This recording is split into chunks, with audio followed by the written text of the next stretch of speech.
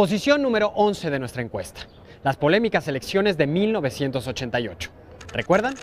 Fue el año en que se cayó el sistema.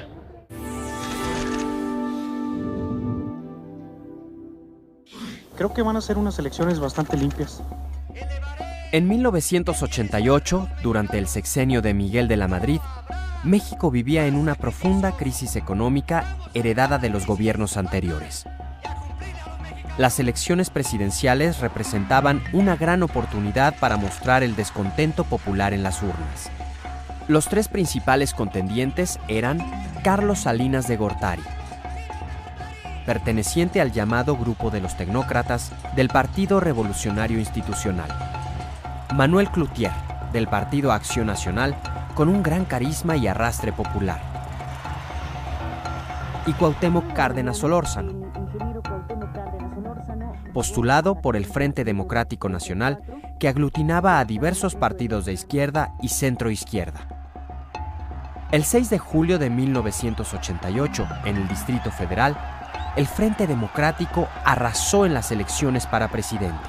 La tendencia parecía repetirse en todo el país, pero de pronto el sistema de conteo de votos se paralizó. La razón, se dijo, era la caída del sistema de cómputo. En ese entonces la calificación de las elecciones se encontraba en manos de la Secretaría de Gobernación, y casi una semana después de las elecciones se anunció que el candidato ganador era Carlos Salinas de Gortari. Los otros candidatos iniciaron una movilización a lo largo y ancho de todo el país, señalando que se trataba de un fraude electoral. El descontento popular rindió frutos. Al poco tiempo se estableció una reforma electoral que puso en manos ciudadanas la organización de las elecciones al crearse el Instituto Federal Electoral. En la posición número 10 de nuestro conteo aparece un tratado que, si bien ha traído múltiples beneficios al país, también ha sido duramente criticado. Se trata, por supuesto, del Tratado de Libre Comercio.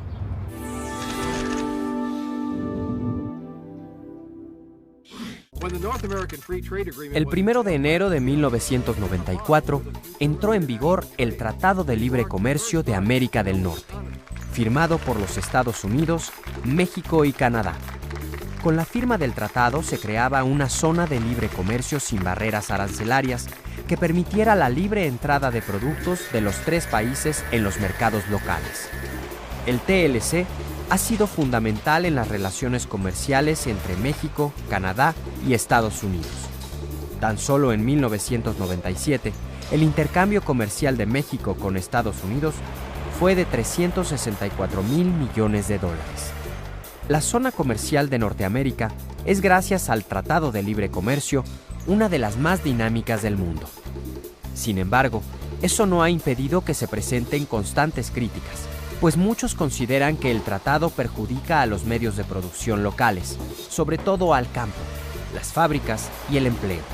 Los críticos del tratado consideran que la homogenización es un riesgo para la identidad nacional y para nuestra cultura, como ocurre con el cine nacional, casi siempre avasallado por el cine hollywoodense.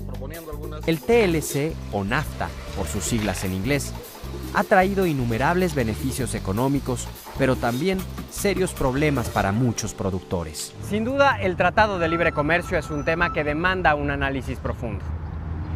La siguiente posición es ocupada por un suceso del año 2000, cuando millones de mexicanos fueron a las urnas e hicieron realidad sus deseos. De acuerdo a los resultados de nuestras encuestas, en la posición número 9 aparece la alternancia del poder en el 2000.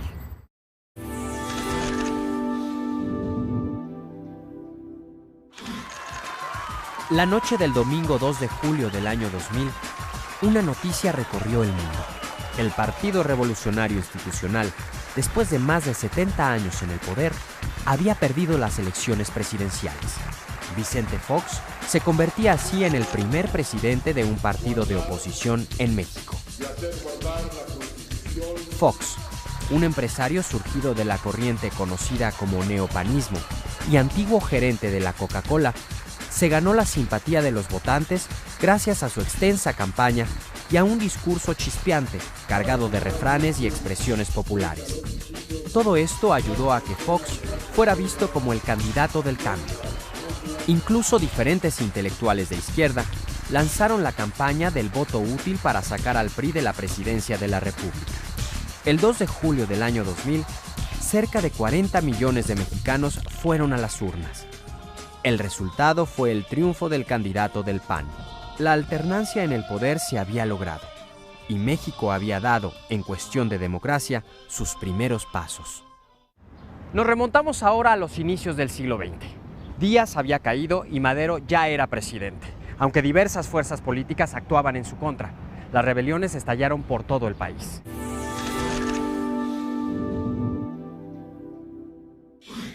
Francisco I. Madero había sido electo presidente, aun cuando tenía muchos y muy poderosos enemigos en su contra. Para 1913 ya se habían sucedido diversas sublevaciones como las de Pascual Orozco, Félix Díaz y Bernardo Reyes, que fueron controladas por el ejército regular que se encontraba en manos de exporfiristas.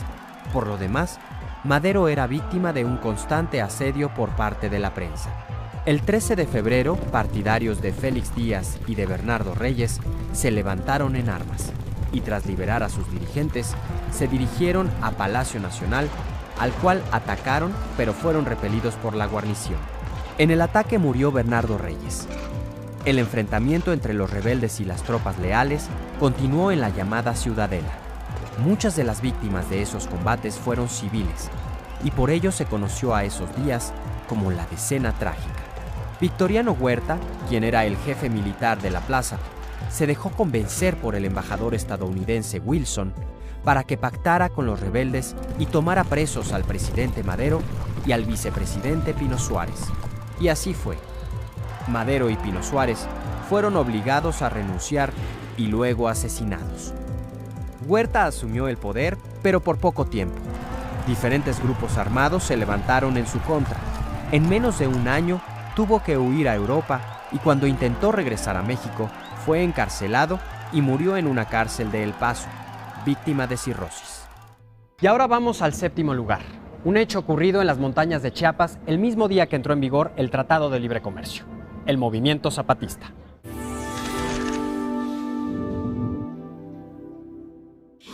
Ejército Zapatista de Liberación Nacional, México, 3 de diciembre de 1994, dignidad para los pueblos indios. El primer día de 1994, México se despertó con la noticia de que un grupo guerrillero se había levantado en armas en Chiapas y tomado San Cristóbal de las Casas y Ocosingo. Los guerrilleros también cercaron y atacaron el principal cuartel militar de la zona. El grupo se hacía llamar Ejército Zapatista de Liberación Nacional, y su vocero era un joven mestizo con mucho carisma y facilidad de palabra, que de inmediato cautivó a la prensa de todo el mundo. El subcomandante Marcos. El EZLN le declaró la guerra al gobierno mexicano en su primera declaración de la Selva Lacandona y reclamó los derechos que por años se les había negado a los indígenas. Después de algunos enfrentamientos esporádicos y la muerte de varios de sus militantes, el EZLN se retiró a las profundidades de la selva y mantuvo su lucha desde un frente poco habitual, el de los medios. La primera reacción del gobierno mexicano fue aplastar a la guerrilla militarmente, pero la solidaridad internacional y el apoyo de miles de mexicanos lo impidieron. El gobierno propuso un diálogo, el cual resultó ser áspero y difícil, y que al final dio como resultado los acuerdos de San Andrés Larráinzar, que aún no se cumplen. Los indígenas mexicanos vivieron por siglos en el olvido y la marginación. El movimiento zapatista permitió que México y el mundo voltearan a verlos y reconocieran su existencia, su cultura y sus tradiciones, y aún su forma de gobierno.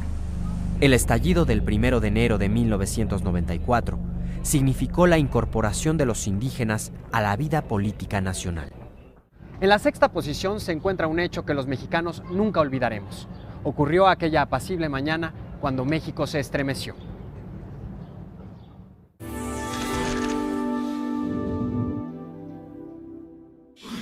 El 19 de septiembre de 1985, a las 7:19 de la mañana, un terremoto de 8.1 grados en la escala de Richter sacudió a la Ciudad de México, provocando el derrumbe de decenas de edificios habitacionales, oficinas, hospitales y escuelas. La noticia dio la vuelta al mundo y se llegó a decir que la ciudad había sido borrada del mapa. Las autoridades locales actuaron con torpeza y Miguel de la Madrid, entonces presidente de la República, se negó a recibir la ayuda internacional en un primer momento. La respuesta lenta y torpe del gobierno hizo que los habitantes de la ciudad se organizaran por su cuenta. Miles de voluntarios se dedicaron a levantar escombros, a buscar sobrevivientes, a dirigir el tráfico y a organizar a una ciudad amenazada por el caos. Los rescatistas lograron encontrar con vida a más de 4,000 personas, entre los que se encontraban alrededor de 10 recién nacidos que desde entonces son conocidos como los Niños del Milagro. Más allá de la tragedia, 1985 puso en evidencia la ineficacia del sistema político e hizo emerger a la sociedad civil como una de las grandes protagonistas del cambio en nuestro país. El público consideró que la quinta posición en nuestra lista debía ocuparla un evento relevante para el campo en los inicios del siglo XX, la reforma agraria.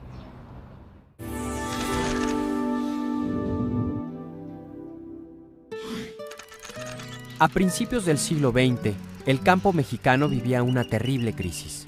Las haciendas crecieron tanto que fueron despojando de sus tierras a las comunidades rurales, y esta fue una de las causas del estallido revolucionario.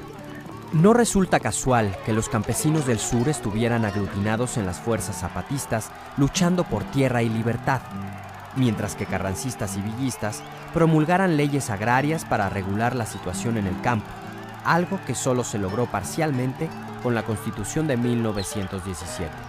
Sin embargo, la reforma agraria se llevaría unos años más.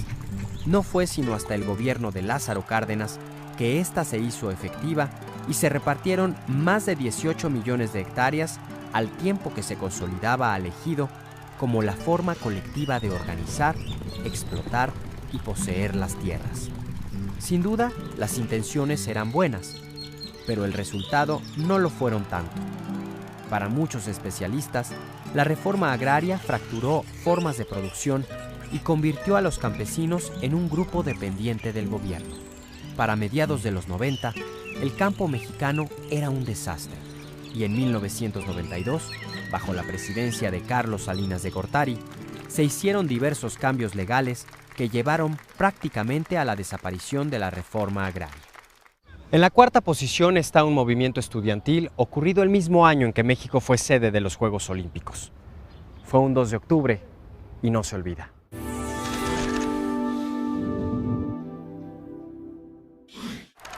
Para muchos, el movimiento popular estudiantil de 1968 fue un parteaguas dentro de la vida política del país. El movimiento del 68 no fue exclusivo de México. Formó parte de una gran ola de protestas juveniles que sacudieron sobre todo a los Estados Unidos y a Europa. En nuestro país, el movimiento buscaba una transformación democrática. Estaba en contra del sistema, donde un solo partido controlaba totalmente a la sociedad. Por esta misma causa, ya habían levantado la voz ferrocarrileros, maestros y médicos.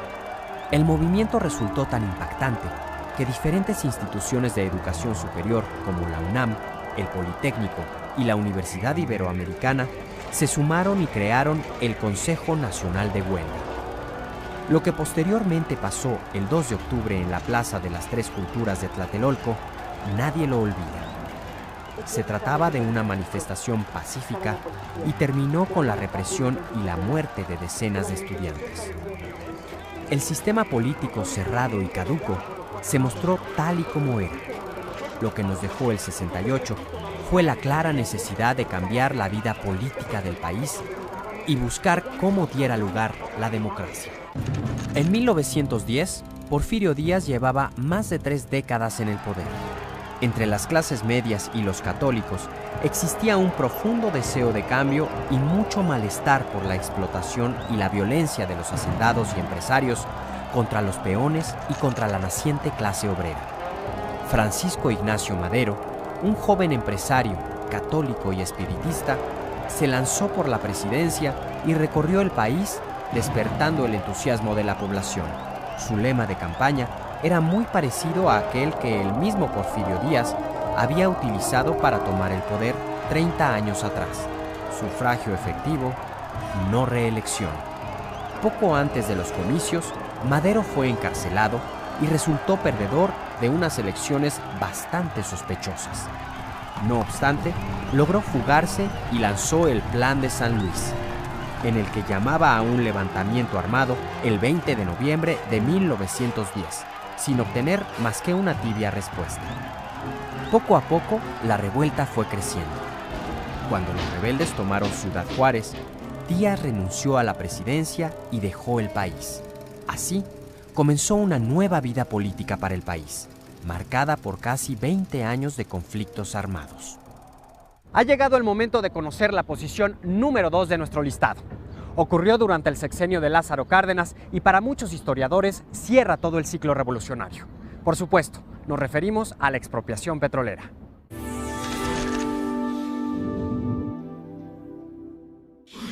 El 18 de marzo de 1938 fue un día clave para México.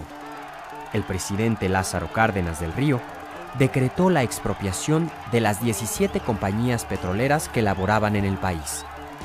A partir de ese momento, sus instalaciones y maquinarias quedaron en manos del Estado mexicano. La expropiación fue una respuesta radical del gobierno contra las constantes violaciones laborales de las compañías petroleras y provocó un gran entusiasmo popular. El 23 de marzo, en el Palacio de Bellas Artes, miles de personas entregaron lo poco que tenían para pagar la indemnización.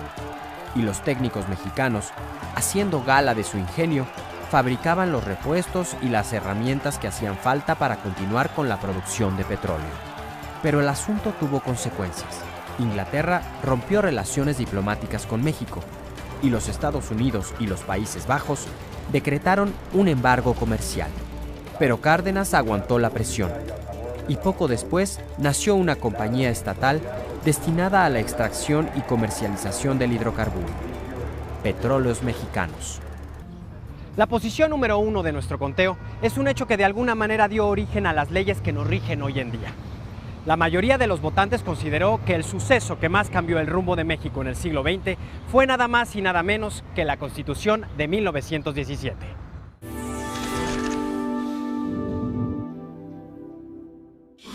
Uno de los grupos armados que se levantaron en contra del usurpador Victoriano Huerta estuvo encabezado por un político formado bajo el régimen de Díaz, el gobernador de Coahuila, Venustiano Carranza.